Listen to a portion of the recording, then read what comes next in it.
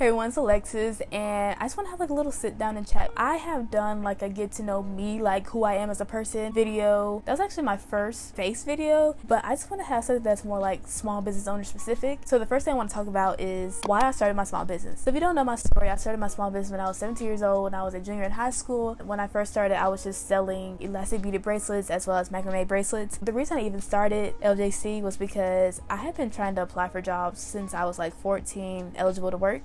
But a lot of people, they just wouldn't even give me a chance. It's not necessarily anything about me, but I guess I was confused. Like, I didn't know if it was because I was young and there was that bias, or if it was because I have not, like, or if it was because maybe I didn't have transportation. Like, I had reliable transportation, but I didn't have my own transportation because I was obviously a kid. I couldn't drive. But then when I would go to these places, it's like, y'all are hiring so bad. But then when I go there, the few people that are there, they're either walking around with attitudes, or it's one of those things where they're just not good workers. So it's like, you won't even give me a chance, but I can tell like, oh, this is somebody you personally know. Like, maybe this is like your child, or like maybe like a nephew or niece, you know. Like, don't hire people just because you like them. Hire people because you know that they're a good worker, and bonus if you like them. For me, I think I kept getting into circumstances like that where it's like, dang, people just want to give me a chance.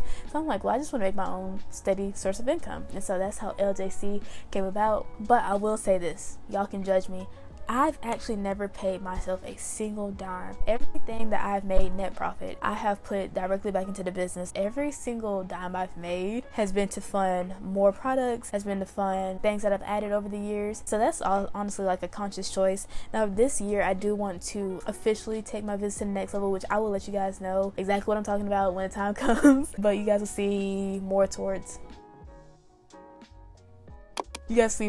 spring, whatever. But that being said, I will be paying myself an official salary. I have done my basic like expanding and like adding different products variety, so I think I'm at a good place right now. But also with what I chose, the jewelry, it was like something I've always been interested in trying, but I just never had a reason to actually buy all that stuff. It was an excuse to just get into jewelry making, and honestly I don't regret it at all. I love jewelry making, even though it is kind of time consuming and tedious. It's something that I would recommend for anyone. It really is just fun as a hobby, but it's even cooler to have it as a small business. The second thing I want to say is what I make. I don't always show like everything on like my different platforms besides like Instagram. I make, oh my goodness, I make bracelets, and with my bracelets I have,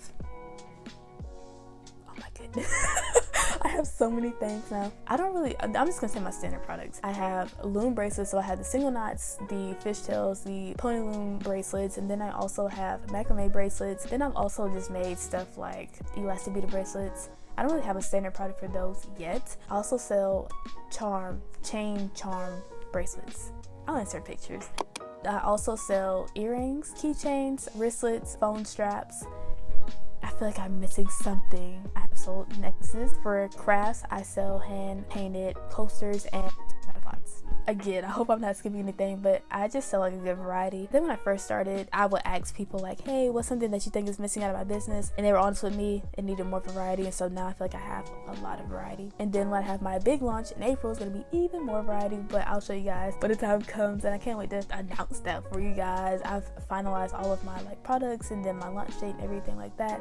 I think you guys are just gonna love it. One thing I also want to say are my small business favorites. Out of my business, I would say I love my fishtail loom bracelets the most. I love just the like color variety, but I also like how simple they are. Those are things that like can go with any outfit, but it doesn't look tacky or like childish, or you know, it can go with like anything. I feel like all of my stuff, even though it's costume jewelry, I make sure to have high quality products. None of these things will really like break unless you are just being kind of silly with it. Like, I've never had anybody that has like a broken product is because they either like stretched on it too much, like maybe they work with their hands a lot and they forgot to take their like stuff off, and it's just like a lot of like unnecessary wear and tear on the product. I also love the Apollo earrings, which are like the butterfly charm earrings. I also love my hand painted crafts, but I would say my favorite one would be like the rainbow abstract splatter one. I love that, and it was really done by complete accident, which is the funniest part, but those are my favorites of my small business. And then I also want to expose my thoughts on content creation. I would say content creation has been a journey for me.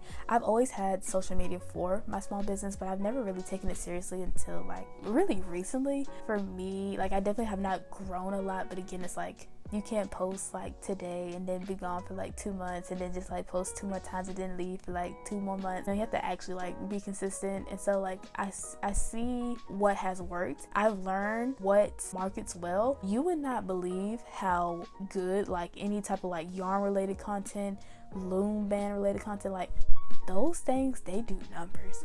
Like anytime I've ever posted about any of those, even if it's been like during my inconsistent social media phase, they always get the most engagement. Through my social media, I've learned what people like. People like stuff that is more raw and like genuine. On a platform like TikTok, I would say my highest engaging content has been either like tutorials like this is how I make blah blah blah, or just me having to sit down like motivational type of chat. Also on YouTube, I've noticed that people like to see like studio vlogs.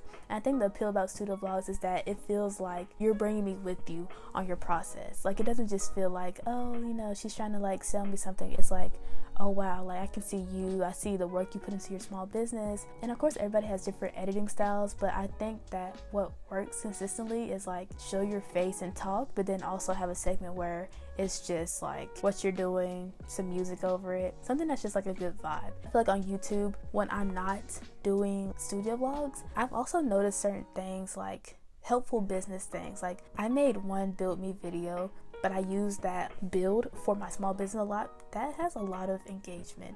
People really love that video. So I don't know if it's small business people looking for small business items, or if it's more of like that's a popular item and people want to see somebody like build it or like how they use it. But either way, like people want to see things that they can use, things that can help them improve in their small business, or like if you just want to showcase like what you sell, they want to see you like wear it, they want to see you use it, they want to see how you make it.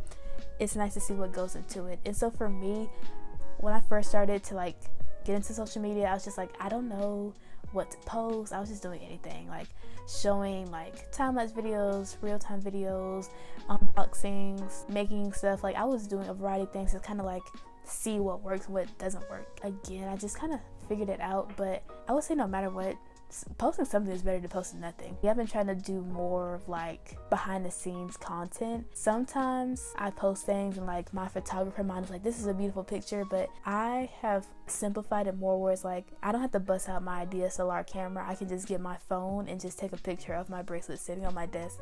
That's content, that's engagement, and people actually really like it. For short form content, I hated making short form content. It's like, it's so intimidating, but sometimes I look at what works for people. Sometimes people just have like a video of their face like this, and then they'll just have text over it. So instead of like actually like filming my work session, I could literally just like take a video of my products, and then over it I could have something like 5 small business tips. It doesn't have to be as complicated and as hard as like maybe I've thought about it in the past. So I've grown to really love the process of content creation, but I would just say that sometimes I love filming more, sometimes I love editing more, but I never love both at the same time. I would just say that no matter where you are in your small business, but especially if you are a solo entrepreneur, that you need to really factor that into your time. If when you're starting out, if you can only do like TikToks, maybe do TikToks. If you can only do YouTube, do YouTube. Something like Instagram and Pinterest, I think they're also nice, but I don't feel like they're as helpful, especially in like the marketing sense, getting that good exposure to your business as like TikTok and YouTube are. So I would say like figure out what works for you, but I would say maybe YouTube and TikTok is like the way to like start.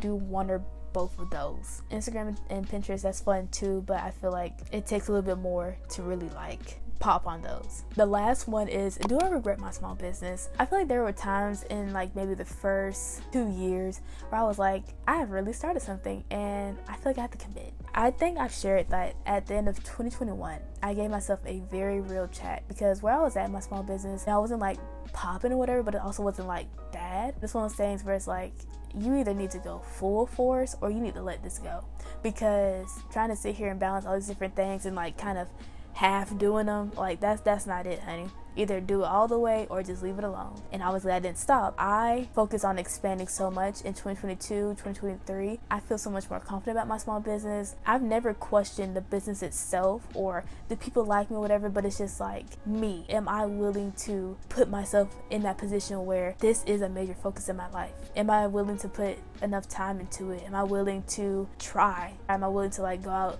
to all these different markets and events? Am I willing to be on social media like that? Those are the things that terrified me. But honestly, I think last year especially, I started to get over that. It's like, I don't care. Like, this is my baby. This is my first baby. I love doing what I do, and people do support me. People support me more than I've supported myself, and that's kind of sad to say, but it's the truth. I am happy with where I am in my small business. I'm glad that I never gave up. I'm glad that I decided to keep going because I feel so proud, even though it did kind of have like a slower start, because really it was like more of a side hustle as opposed to like a small business. Even though it started slower, I'm still so grateful for everything that's taught me. I've learned so much about being patient. I've learned so much about business, especially inventory and accounting, stuff like that. I've also learned so much just about social media, like what people like, what they don't like, and being able to kind of like talk to people. Like, I'm not the most social person. I'm an ambivert, but I do lean on like the introverted side. And so stuff like the event that I went to last year, it was nice to like talk to people. Like, it may have started about keychains and bracelets, but then it went into, oh, your granddaughter likes this, oh wow, what, blah, blah, blah.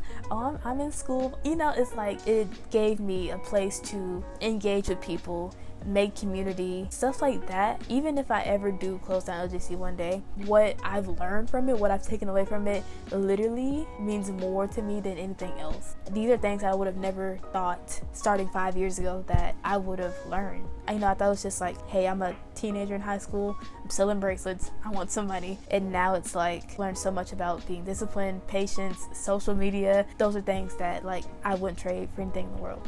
And with that being said, that's actually my last point. Hope you guys enjoyed this little sit down and chat with me, and I hope you guys are just looking forward to all of the like new things I plan on launching in this year, especially in the next few months. This year is our 5-year anniversary in April, and I have so many amazing, beautiful things planned ahead. Hope you guys support me in this journey. With that being said, thank you guys for watching this video. Thank you guys for loving on me. I appreciate everything. Hope you guys enjoyed. I hope you guys had an amazing day. Thank you guys for supporting me in my small business, and bye.